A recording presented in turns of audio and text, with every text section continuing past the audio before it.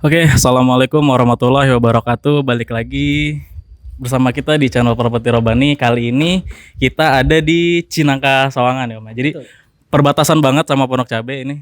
Tinggal beberapa meter aja ya. Betul. Itu langsung ke Pondok Cabe. Nah, ini hari ini alhamdulillah ada kesempatan bertemu langsung dengan developernya nih. Nama perumahannya Al Ihsan Residence 3 dengan Bapak Don Vito. Ya, assalamualaikum warahmatullahi wabarakatuh. Salam. Jadi Pak Vito ini sudah punya project yang properti syariah ya. Itu udah banyak, ada Al Ihsan 1, Al Ihsan 2 dan di sini itu Al Ihsan 3. Terus ada apa lagi, Om? Grand Alisan Premier, Ada Grand Al Ihsan Premier, terus ada juga Kencana Hills Cilebut tuh 5, Casa Bellevue, Casa Bellevue 6. masih ada 8 lagi. Masih ada 8 lagi, berarti ada 14 project ya di bawah naungan Om Vito ya.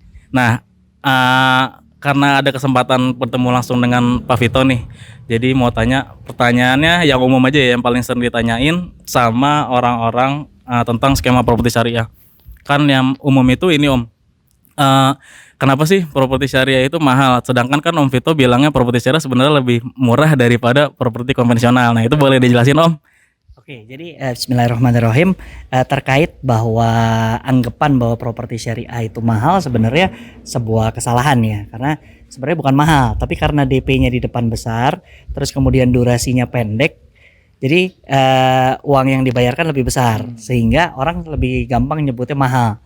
Padahal kalau misalnya pakai KPR bank yang DP-nya cuma 5-10%, kemudian cicilnya 20 tahun, itu jumlahnya bisa sampai 2,5 kali lipat gitu, sehingga harganya udah pasti jauh lebih mahal gitu. Cuma persepsinya karena bayar di depannya besar sehingga banyak orang bilang harganya mahal. Nah selain itu kalau properti syariah itu pada saat dia membeli dengan cara mencicil langsung ke developer, dibandingkan dengan properti konvensional yang pakai bank terus cicil via bank, maka dia ada biaya-biaya, contoh biaya APHT, biaya appraisal, kemudian ada biaya cek sertifikat, ada lagi biaya KPR, belum lagi ditambah biaya asuransi, kemudian juga seringkali ada biaya proses, sehingga nilai tersebut akhirnya bertambah. Yang tadinya mungkin jumlahnya 100 gitu ya kalau beli cash, kalau beli pakai KPR jadi 220, kemudian ditambah lagi biaya-biaya bisa sampai 240 gitu. Jadi artinya biaya-biaya tambah itulah yang bikin mahal. Selain itu dengan properti konvensional itu biasanya kalau pakai bank konvensional bunga itu fluktuatif gitu. Selain riba dan itu dilarang sama Allah, jumlahnya juga jadi nggak jelas. Benar, gitu. Horor ya Om ya. Betul, ketidakadajelasan terhadap nilai transaksi. Baik. Gitu. Kurang lebih gitu kalau untuk soal harga. Siap. Terima kasih Om Vito. Ada lagi satu pertanyaan nih. Kan banyak yang sering tanya properti syariah itu sempat booming penipuan gitu segala macam ya. Kalau dari Om Vito nih yang proyeknya udah 14 nih, yang udah berjalan lama, kira-kira apa sih tipsnya buat calon pembeli untuk terhindar dari properti syariah yang penipuan? Oke, jadi bismillahirrahmanirrahim. Kalau menurut Ana ya lebih banyak orang-orang yang terjerumus itu ketemu sama orang-orang yang memang mungkin secara muamalah belum paham, terus belum paham secara bisnis properti. Maka paling gampang untuk ketemu sama developer yang amanah, satu, tanya aja legalitasnya. Ya, gimana dia akuisisi tanahnya, beli, kerjasama atau yang lain. Kalau memang benar beli atau kerjasama, tinggal ditanya, boleh lihat dokumennya. Kalau dokumennya ada kan berarti jelas. Terus kedua, tanya perizinan. Perizinannya sudah sejauh mana. Memang kadang-kadang di properti itu kan kalau yang skalanya besar udah pasti harus izinnya resmi. Dan izinnya biasanya harus di depan, nggak bisa di belakang. Maka kalau ada yang main properti dengan skala besar, ya tanya izinnya. Karena properti yang skalanya besar nggak mungkin izinnya dikerjain belakangan. Gitu, kecil sekali kemungkinannya. Jadi dia harus kerjain izinnya di depan atau sambil paralel. Sehingga kalau misalnya ada properti misalnya skalanya 5 hektar, 10 hektar, 20 hektar, pertanyaan sederhananya mana izinnya? Gitu. Atau sudah sejauh mana? Nah, kalau properti-properti yang mungkin ukurannya kecil 2.500 ke bawah, kadang-kadang di peraturan masing-masing daerah juga ada kemudahan-kemudahan. Contoh pakai izin block plan atau pakai izin dengan cara manual gitu, dipecah manual terus kemudian dibikin IMB-nya sehingga tidak harus pakai site plan. Nah, yang ketiga, developernya, track record-nya. Ya biasanya kalau track recordnya bagus, dia sudah punya beberapa project, terus kemudian di project-project sebelumnya biasanya sudah ada yang serah terima atau sudah ada yang AJB.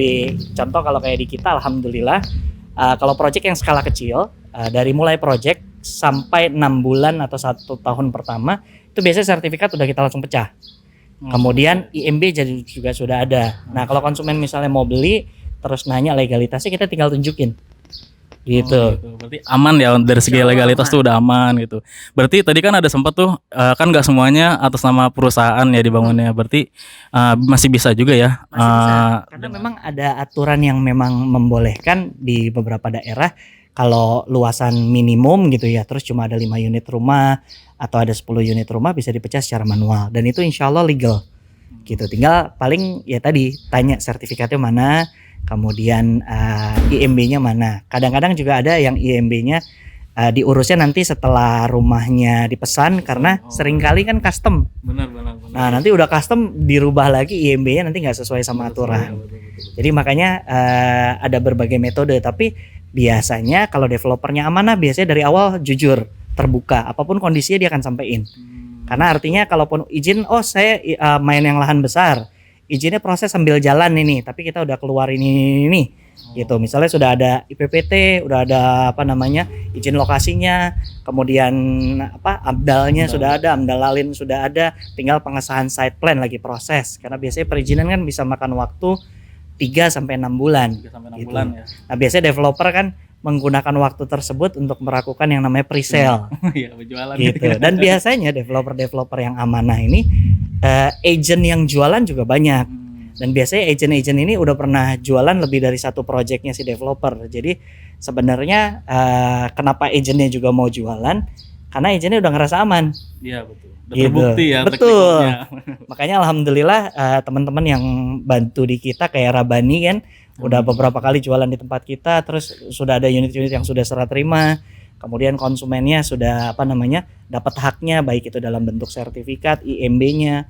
Ada juga yang mungkin karena belinya dengan cara mencicil, sertifikat masih kita titipin sama notaris atau kita pegang, barangnya sudah diserah terimakan. Baik, siap. Gitu. Jadi insya Allah banyak sekali teman-teman yang amanah. Yang nggak amanah tuh sebenarnya cuma sedikit oknum. Gitu ya. Qadarullah mereka mainnya yang skala besar, jadi beritanya jadi besar. Besar juga. Gitu. Ya, bener. Jadi kalau menurut Ana, kalau mau cari yang amanah banyak banget kok. Salah satunya yang pokoknya dipasarin sama Rabani, insya Allah amanah. Amin tuh, rekomen. Gitu, rekomen. Jadi ya semoga bisa menjawab ya pertanyaan Bapak Ibu yang masih ragu tentang properti syariah, belum atas nama perusahaan. Jadi kan tadi udah dijelasin, yang penting legalitasnya gitu ya. Dan yang penipuan itu sebenarnya lebih sedikit gitu Scoop dibandingkan yang amanah gitu. Betul. Makanya tergantung ketemunya siapa gitu kan, nanti bisa disalurin ke project-project yang amanah gitu ya. Ya, insyaallah. Oke, siap. Terima kasih banyak waktunya Om Vito ini yang udah punya project 14 ya. Kita doakan semoga tujuannya apa 1 juta unit Om ya? Tujuan kita sebenarnya bukan jumlah. Kita pengen buat hunian-hunian properti syariah yang bisa memfasilitasi orang-orang muslim untuk bisa punya properti dengan cara yang halal. Itu target di awal. Target jangka panjangnya, Islam itu kan rahmatan lil alamin. Harusnya properti syariah ini bisa dinikmatin sama semua orang gitu. Jadi selain 1 juta unit, kita juga berharap properti syariah ini bisa jadi jalan kita untuk taat sama Allah, terus kemudian buat kemaslahatan buat banyak orang, dan yang ketiga pastinya menghasilkan keuntungan buat semua yang terlibat. Gitu. Jadi cita-citanya besar ya, kita mulai dari yang kecil-kecil dulu. Mudah-mudahan semua yang kita kerjain bisa kita selesaikan sesuai dengan amanahnya dan insya Allah bisa bertumbuh. Baik, siap. Terima kasih banyak Om Vito. Jadi bukan masalah kuantitas juga ya, terutama kualitasnya gitu yang perhatikan. Semoga proyeknya makin lancar Om Vito. Saya juga bisa membantu Bapak Ibu nih untuk yang cari rumah dapat proyek-proyek yang amanah gitu. Amin, Oke, terima kasih banyak untuk waktunya Pak Vito ya. Kita sudahi sekarang, waktunya kita review rumahnya proyek Om Vito. Terima kasih. Assalamualaikum warahmatullahi wabarakatuh. Waalaikumsalam. Oke, assalamualaikum warahmatullahi wabarakatuh. Apa kabar Bapak Ibu para pencari rumah syariah dengan skema yang halal dan berkah, tanpa riba, tanpa sita, tanpa KPR Bank. Kali ini kita ada di Cinangka Sawangan, Depok yang berbatasan langsung dengan Pondok Cabe. Jadi lokasinya ini persis banget itu di perbatasan Pondok Cabe. Kalau secara administrasi kota sih masuknya itu di Depok ya. Tapi ini secara real lokasinya itu bener-bener perbatasan antara Depok, Cinangka, dan Pondok Cabe. Jadi kalau untuk ke Lebak Bulus atau selatan Jakarta itu masih terjangkau di sini, dan memang lokasi yang premium atau project premiumnya Properti Syariah yang ada saat ini. Ya, sebenarnya unit ini udah habis, tapi kita review aja rumah yang udah jadi. Ya, salah satu pembeli yang memang di dalamnya itu custom, kayak dari depan aja bisa dilihat ini desainnya sudah di luar standar developer. Jadi mengikuti sesuai dengan keinginan pembeli. Ya, nah kita mulai dari carportnya ini. Carportnya ini di fullin, jadi di depannya itu nggak ada taman. Kalau perumahan yang lain kan sebelah-sebelahnya ada tamannya ya. Di sini dia habis semuanya dijadikan carport, jadi terkesan sangat luas ya. Terus di sini juga dia ada kanopi. Nah, kanopinya ini pakai alderon, terus besinya itu pakai besi galvanis ya. Oke, kita masuk ke dalam. Sebelum masuk kita lihat nih ya jendela. Jadi di depan ini dia banyak jendela. Terus kusennya ini kelihatan pakai UPVC ya. Kusennya UPVC. Itu kalau UPVC ini lebih mewah ya, karena dia pertama dari sisi harga lebih mahal, terus dari sisi kualitas juga dia lebih padat, tebal, dan antep gitu ya. Jadi lebih awet, di atasnya aluminium. Yuk sekarang kita masuk ke dalam rumahnya. Nah, sekarang kita udah ada di dalam rumahnya. Ini bisa dilihat ya. Tuh, jadi pintu UPVC ini kalau ditutupnya tuh antep banget rasanya. Tuh, mantep. Suaranya adem banget. Nah, ini di ruang pertama nih pas kita masuk, ini ada bisa buat ruang keluarga atau bisa buat ruang tamu ya. Pokoknya intinya ruang ini mungkin sengaja dibikin sama pembelinya itu tampak terkesan luas karena di sini nggak ada sekat ya. Nah, terus di sini kita bisa lihat ada dapur. Dapurnya ini ada zinknya, terus di sini ada wastafel. Di sini juga ada motif retro yang pakainya ini dia ada yang bevelnya ya, jadi yang bagusnya. Terus sama di sini juga ada jendela, jadi kalau masak itu bisa langsung keluar udaranya, nggak terlalu pengap. Sebenarnya bisa juga tambahin cooker hood sih nanti di sini ya. Terus kita ke belakang dulu. Oke, nah ini di belakang masih ada sisa tanah ya, masih cukup luas di sini. Ini mungkin bisa buat service area, buat cuci-cuci, karena di sini masih ada kelebihan tanah lagi nih, bisa dilihat yuk. Nah, di sini masih ada lebih tanah lagi, bisa buat apa aja sih sebenarnya gitu kan. Nanti bisa buat di situ taruh mesin cuci kah atau apa gitu. Jadi bisa buat laundry room juga di situ ya. Sekarang kita masuk ke kamar yang ada di bawah. Nah, di sini ada kamar yang ada di bawah satu. Memang ukurannya nggak terlalu besar ya. Mungkin di sini bisa diperuntukkan untuk kamar mbak atau pembantu ya. Di sini juga ada koneksi jendelanya yang keluar, jadi sirkulasi udaranya tetap dapat dan pencahayaannya juga dapat ya. Oke, kita masuk ke kamar mandi yang di bawah. Nah, ini kamar mandi di bawahnya. Jadi di sini tuh kamar mandinya udah ada showernya. Jadi posisinya itu kamar mandi ini di bawah tangga. Ya, adanya itu shower sama di sini ada kloset duduk. Oke, kita langsung sekarang naik ke atas. Kita naik ke atas. Nah, ini tangganya ini belum finish ya, belum finish banget. Karena di sini nanti bakal ditambahin kayu ya. Jadi pegangannya itu handle-nya itu kayu ya. Nah, di sini juga dia pakai motifnya ada wire mesh ya. Jadi dia pakai besi wire mesh, jadi kesannya lebih cantik. Sama di sini juga dia pakai kayu nih tangganya. Oke. Kita naik ke atas. Oke, jadi ini di atasnya. Kita di atas ini masih ada ruang ya. Jadi bisa buat ruang keluarga juga di sini, buat santai, buat baca-baca, nonton TV sama keluarga gitu kan. Santai-santai bisa di sini. Jadi di lantai 2-nya atau di yang lantai atas ini masih bisa buat ngobrol-ngobrol nih, luas gitu. Dan ada kamar kecil di sini. Kita lihat yuk. Nah. Ini ada kamar yang juga ada jendelanya. Memang ukurannya ini kecil ya, nggak terlalu besar. Mungkin bisa buat kamar anak. Oke, kita lihat ke kamar yang depan. Nah, kita lihat ke sini. Ini ada kamar yang ada balkonnya gitu. Jadi ini kamarnya cukup luas ya. Ukurannya sekitar 3x3 meter. Di sini juga udah tersedia instalasi TV-nya, TV kabelnya. Terus sudah ada instalasi AC-nya juga di setiap kamar. Nah, di sini juga ada balkonnya. Yuk kita lihat keluar balkonnya. Nah, balkonnya juga ini untuk handle pinggirnya, terus ya untuk pembatasnya juga sama, pakai motifnya itu wire mesh ya. Besi gitu, besi perpaduan kayu. Tapi kalau untuk yang di sini, ini cuma besi hollownya aja, ini cat ini mirip kayu gitu. Padahal ini bukan kayu, ini besi. Ya, terus bisa dilihat di sini kanopinya itu pakai alderon ya. Terus di sini langsung view-nya itu keluar sama ke lingkungan tetangga ya. Kita masuk ke kamar sebelahnya. Yo.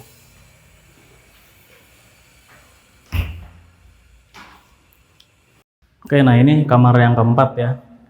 Jadi kamar keempat ini, kalau tadi kan kamarnya ada balkonnya. Sekarang ini kamarnya memang ada balkon, tapi di sini kacanya itu lebih banyak ya. Terus ada satu kaca bukaan yang bisa dibuka di sebelah sini. Sirkulasi udaranya ya cukup bagus lah. Terus view-nya juga sebenarnya ini kalau mau ditambahin balkon pun bisa aja gitu. Kalau misalkan ini jebol nanti diganti pintu. Oke, sekarang kita lihat. Tadi di sini masih ada yang belum dijelasin nih. Nah, ini jadi kaca yang kesini tuh langsung view-nya ke belakang ya. Jadi kalau belakang ini mau ditutup atau kayak dikasih karbonet gitu yang transparan bisa ya. Jadi intinya hampir di semua bagian ini ke bagian jendela sih ya. Sirkulasi udaranya insya Allah bagus lah di sini. Oke, yuk sekarang kita turun ke bawah lagi. Oke, jadi ini dia tadi rumahnya ya, rumah pembeli yang sudah beli di awal ya, dengan unit bangunan yang hampir custom, denahnya itu semuanya custom dan ada penambahan bangunan dari standar developer. Di sini sekarang masih ada sisa 3 unit ya, adanya posisinya tuh di depan. Yuk kita lihat.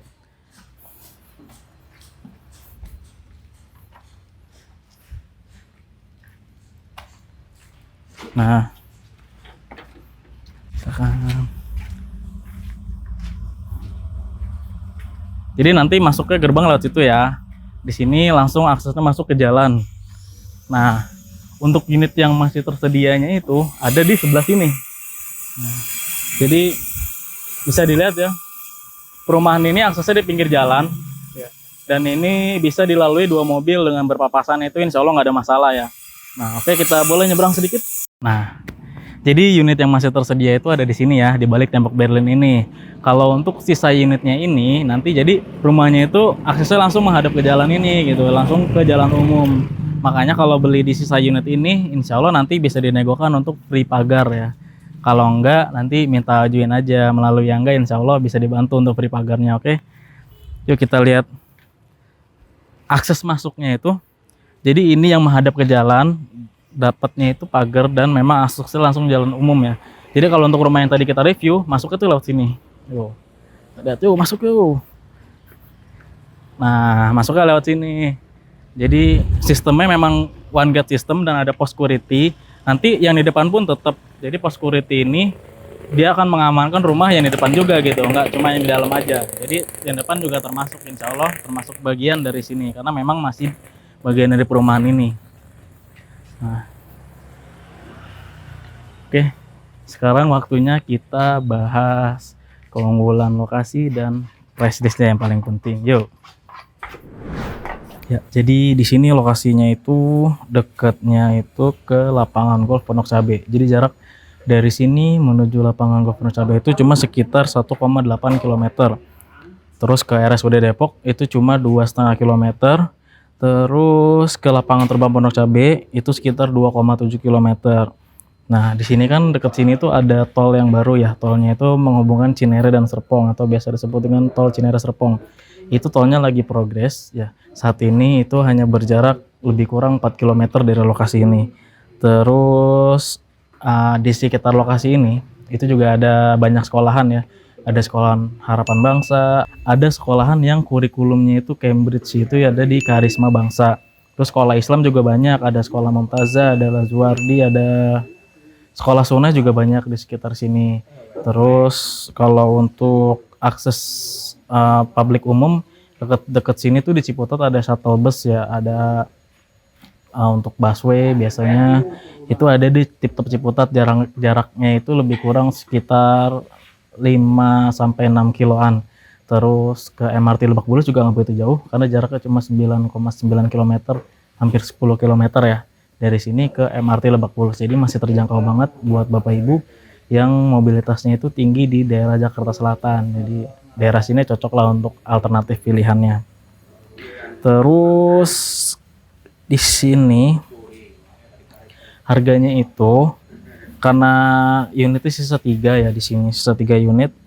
Harganya itu mulai 798 juta ya. Jadi ada 3 unit yang dipasarkan lagi, itu lokasinya tadi di depan langsung hadap ke jalan.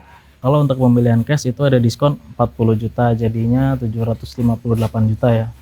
Itu dengan rumah yang kayak gini nih desainnya. Kayak gini. Jadi untuk desain yang dipasarkan ini sisa 3 unit terakhir inden itu ada 3 kamar tidur, 2 kamar mandi ya, dengan luas bangunan 65, luas tanahnya 60 ya. Harganya murah banget tuh, cuma 798 juta, deket ke selatan Jakarta ya. Lokasinya itu bagus, akses 2 mobil, dekat ke tol dan MRT ya. Terus kamarnya ada 3, kamar mandi ada 2, dan masih bisa request kayak rumah yang tadi kita review.